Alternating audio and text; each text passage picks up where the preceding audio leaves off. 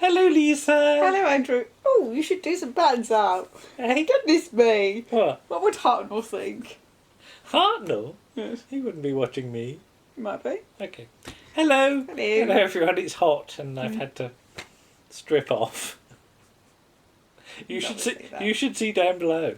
You really don't want to see that. What? The Robots of Death. Is that the special edition? Yes, special edition. There you go. So, what do you think of the Robots of Death, Lisa? What was that? Slightly strange. Okay. I like the Robots of Death. It's a good story. That's good. I think we said when we did the because we did for our podcast for our Doctor Who specials, yes. we did talked about seasons. Best story of seasons. Yeah. And I think I might have picked Robots of Death. Was that your nomination? Yeah, you and Warren went for Talons. I honestly can't remember what we went for. But I think I went for Robots of Death. Okay, why? Because it's a whodunit, and I like, even though it's not much of a whodunit, as somebody said, it's like because it's a who put them up to it. Okay. You know, the clues in the title is Robots of Death. It's like the Android invasion. Okay. Right. The Dalek invasion of Earth. Oh, I see. The robots did it. Yes. Oh, right. Yes. Got it. Yes. I understand now. Yes. But yeah, it's only been 41 years. Yes. It's a great story. It is. It's got a great cast. I mean, anything with the Russell Hunter in. With what? The Russell Hunter? No, with Russell Hunter, I said. Not the Russell Hunter. With Russell Hunter in, he's guaranteed to be superb. When did we see Russell Hunter? Once, wasn't it? We saw him at I think it was one of the 10th Planet conventions. Yeah, where was that? It was at Barking. It was in some sort of library or a sort of community centre kind of building. Yeah, okay. Because it was 2004. Because they How'd you know that? Because Doctor Who was coming back and they just announced the writers. Right. And Rob Shearman was there. Oh, Rob was there. And we bought a couple of books and got all these people that not written anything in these books to sign the books just to get to Rob Shearman to say congratulations. He seen the script for Rose or something. He was all excited about it or something. Yeah. Yeah. God, yeah. I They remember were that. only just sort of starting to film, so it must have been about 2004. Oh, blimey! Yes, you're right. Yes. Yeah. Oh, yes. So. Goodness me! What's Rose doing? Rose is playing with a mouse or something. Right, okay. Yeah. But not a real one, a rattly mouse. A rattly mouse. But yeah, I really like the Robots of Death. It's just, it's a really enjoyable story, and I'm going to have to tell my Russell Hunter, my mum. Oh, go on. To Russell Hunter. All right, yeah. The first time I saw Robots of Death was many years ago on VHS. Yes. In edited form. Yes. Because that was how it was released. I had that version originally, and I put it on and it started playing and it got to the scene on the Sam Minor with Russell Hunter. Yeah. With his hat and everything. And my mum went, "Oh look, that's that Smelly from Callan." She might have said Smelly from that thing, but she said, "Oh yeah, that's Smelly from Callan." And I'm like, "What?" And she went Lonely, of course. You'd never heard of Callan? Well, I'd never heard of Callan at that point. No, because I wasn't old enough to have seen it when it was originally on, and it'd not have been repeated as far as I know. So, and of course, he's not called Smelly. He's called Lonely, though he's smelly. Yeah. Okay. But he's a superb actor, Russell Hunter. That's the thing. I mean, he's known for that part in Callan. Yes, he used to get stopped at airports and you're right, Smelly, lonely, do you smell? And but he's like, got a much wider range. Gosh, yeah, I mean, he did a load of Shakespeare back in Scotland, you know. Because didn't he say once that, like, sort of tough blokes on oil rigs used to tell him that they watched Robots of Death or something? Something like that, yeah. I won't do the accent. No, don't do the accent. But all these sort of hairy riggers and things like that used to take Doctor Who videos in those days. It would have been out on the oil rigs to watch. Doesn't it say you're not supposed to watch them on oil rigs? There is some. Yeah, there's some in weird. The thing, you get the warning at the start. This is not to be shown over networks or broadcast to the general public. Or on oil rigs. Or in oil rigs. Yeah, that was one of those weird sort of copyright get-outs. If you're watching it in the privacy of your own room, you're right. It's not a lot you can do about it. So. I think it's that thing that if you leave your window open and other people can hear it or something, I think it's to do with like if they've paid money or something. Right. It's not like if you happen to accidentally Okay. let next door hear it through the wall or something. Which we do sometimes. Well, we hear things through their We walls. do hear don't things we? through their walls. Okay, moving swiftly on. I love D84 as Yes. I mean, he is in some ways a prototype K9. Yes. But already having solved the problems of K9's well. Yeah, because he can manoeuvrability. walk about and interact with people, and you don't have to crouch to be in a two-shot with him.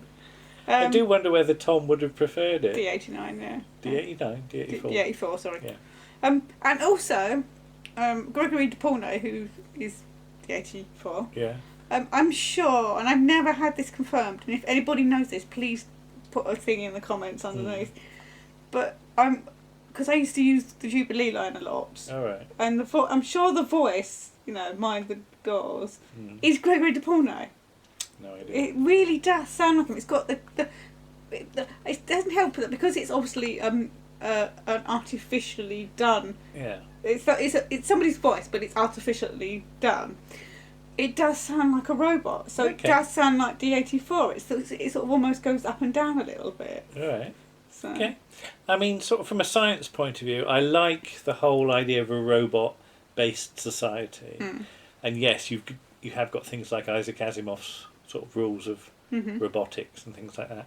But I also like the idea that you're mining sand for the precious sort of minerals that you want, because it gets into things like separation technology, and I've done an awful lot of that in my time, where you get a mixture of things, and then you can run them through things like a gas chromatograph or a liquid sort of chromatography system, and separate all the mixture out into its individual parts. Yeah. And that's actually sort of proper chemistry. That's it's not difficult to achieve, but because they're looking for a specific range of things, they have to go through a certain procedure to get all the stuff that they're looking for. So the idea that they're sort of looking at the spectrum to see what's in there, and then they suck it all in, and they do a series of sort of chemical processes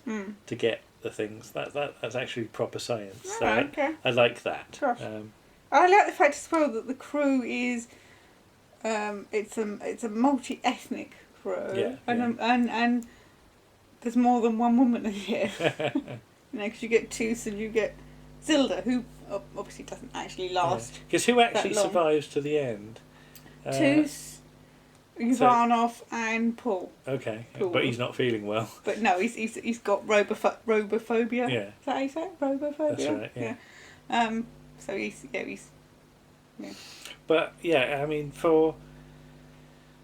it's the last but one story of the season, and I mean we'll get onto it. It's interesting that Chris Boucher makes an immediate return, and I get the feeling that we're going to go into this in a minute, but with the problems of getting a final script together for Talons that Bob Holmes has got to sort of do, he just says to Chris Boucher, "Oh, you were good last time. Just write something, and we'll accept it." Basically, I think I get the feeling because if you look at the last four stories of the season, it's Bob Holmes, Chris Boucher, Bob Holmes. Yeah, it's like they've just not got any other writers at that point. that and sort of from I've said about this before that from doing a podcast, when you've got writers that can do a good job, you're very keen to get them back to do new stuff because you just know they're reliable and can do it. And it's interesting that I've started to think that way myself, that we need so many articles in an issue. Who can we assign them to? And that's exactly the problem that Bob Holmes has got. We need so many writers for a season of Doctor Who. Who's good, who's available, and who can do it. Yes. And I start to understand the problems now. That because people moan that it's difficult for new people to come on board sometimes. But the problem is if you've not proved yourself, they won't just can't take it. You have to take a chance on new people. Yes, of course you do. But when you've got halfway through a season and all your plans have fallen away to nothing, as always happens, you are very keen to get Just people reliable you know that can do people. it. Yeah. And so it's not just who you know, as Terence Dicks would say, it's who you know and what you know. And if you prove that you can do it, you're going to come back very soon. Yeah. Because there's a whole period of Chris Boucher stuff now. And then Chris immediately goes on to script edit Blake Seven. after Bob Holmes has gone, no, I don't want to do any more script editing. Anyway, there's Robot. So very confident story. Good story, yeah. And finally, the Talons of Weng-Chiang, also a special edition. Interesting that both of these stories have had special editions. Yes. So, Talons then. Yes. Shall we deal with the elephant in the room Let's get the first? elephant in the room out of the way. Okay. It is racist. Yes, it is. Looking at it now, it is. Yes, of course it is. And I'm not going to deny that at all. No. But, and here's the big but, people unfortunately think that there is something special about the production of Doctor Who. And there isn't. The effect Doctor Who has on fans is special. But in terms of getting a story done, it ain't special at all, and it falls victim to the same problems that every other series... Doctor Who at this point is production line television in the same way that Z-Cars or Dixon of Dock Green is. You have so many episodes to do. And you've got to do them. And when your plans for the season fall utterly apart, as they did for season 14. Season 14 is supposed to finish with a 6-part story by Robert Banks Stewart called The Foe from the Future. Yes. And that didn't happen. No. And Bob Holmes gets the call, we need 6 episodes and we need it now. So, Bob, I know, I can tell you what happened. Bob immediately goes, oh, crap, what story types of films haven't we done? Yes. Because we've done Frankenstein, we've done King Kong, we've done Day of the Triffids. What's left? What can we do? Yeah. And then he looks on his shelf and sees Sacked Roma. yes. Oh, we could do that. Yeah. And with Victorian story. Yeah. Fu Manchu. Brilliant. Yeah, we could do that. Thing. So at no point does he think that what he's writing is going to be seen to be racist. No. That's not on his radar at all. Now, here we go. Question: did anyone who worked on Doctor Who in a major position, would you consider them to be racist? I can at least think of one answer to that, which is yes, based on circumstantial evidence. Are Hinchcliffe, Holmes and David Maloney setting out to make a story that could be seen to be racist? No. They are setting out to make a story that they can do. And that's it. And I think probably the most serious charge you can lay at their door is they probably should have tried a little bit harder to find... Unfortunately, they are a little ignorant, Yes. perhaps, An Asian, shall we say. a Chinese actor to play Chang. Yeah. Instead of getting It John would be Bates to do it. interesting to see what Burt Kwok's availability was at this point. Yeah. Is there a film that he's working on, quite possibly with Peter Sellers, you know, stopping him from being available? Yeah. Because really... I don't know. I'd need to look at the I mean, dates. obviously you've got all the background artists, the extras, who are all Chinese. Well, not all of them are, Well, no, actually. they're No, not. there's a Some of few them- stunt people Yes. that are clearly not as well. But it's whether they're capable of taking on a bigger But role. as I've always said, Doctor Who is part of a wider television landscape. So I'm just going to throw a few names at you now. Okay. Sergeant Cork, Yeah, Peter Sallis. Peter Sallis, doesn't he own a Chinese restaurant Yes, or he's something? not even really made up, is he? No. Either. He's just got a costume and a hat. People would be astonished if they saw this Sergeant Cork. What's it called? The something murderer, isn't it? I can't remember. Yeah. But yeah, Peter Sallis because he makes 2 appearances in Sergeant Cork. Yes. He's playing some sort of priest. He's a priest in the other one, yeah. Yeah. Sort of prototype. The Case of the Dutiful Murderer, I think it's called. Yeah. And it's all to do with Chinese tongs and stuff. And again, Sergeant Cork treats the, you know, all these other characters with some respect, doesn't it? It really does, yeah. But the production itself doesn't. No. Yeah. They don't seek to find an actor who could play the part. Can we get, you know, you've got Peter Sallis and you've stuck a bit of makeup on him and hoped for the best. Teeny weeny makeup. Then you've got, what's next? Adam Adamant Lives. Oh, God, yeah. Yeah. And yeah, that's quite uncomfortable to watch. That's a little bit later. But yeah, that's... And what's that one? More Deadly than the Sword, I think? Something like that, yeah. And again, that's available to see. And I would say that one is quite... That's quite... It's racist, and I would say it's almost knowingly racist. Yeah. That one. Yeah. Because of the treatment of... Because it's sort of about geisha girls and all that sort of thing. Yeah. And it particularly uses those in the story. Yeah. And it's like... It's almost like... Because, you know, it's this thing of like Fu Manchu and the peril from the East and the upstanding member of the British Empire, which is what Adam Adamant is. Because again, the trouble with Adam Adamant is that in some way it's a parody of a certain type of fiction, which is what Talons is attempting to do in some ways. But yeah, anyway, there's whole episodes of The Goodies that make uncomfortable viewing. There's episodes of Are You Being Served that make very uncomfortable viewing, especially one from... Is it the Christmas special from 1981? Yeah. Yeah, you know, Talons is 77, but yeah. Yeah, and we're not trying to excuse what happened. No, we're just trying to place it in the... It's simply you shouldn't see Doctor Who as part of a bubble of... No. There is nothing special about Doctor Who. As part of the conjecture is not the right word. I don't know if I could do it. As part of the time it was made in. And then, if you start to look at comedy, oh God, yeah. There's Little Britain, and there's the forgotten. It is forgotten already, and it's not that long ago. No, 17 years ago. Dr. Terrible's House of Horrible. Yes, which is a sort of pastiche of Tales of the Unexpected. Yeah, and this series features Mark Gatiss made up to effectively play the part of John Bennett playing the part of Lee Sen Chang in the Talons of Weng-Chiang. Yeah. And yeah, that's the moment you start to put pastiche in the equation, it becomes extremely murky waters. So yeah,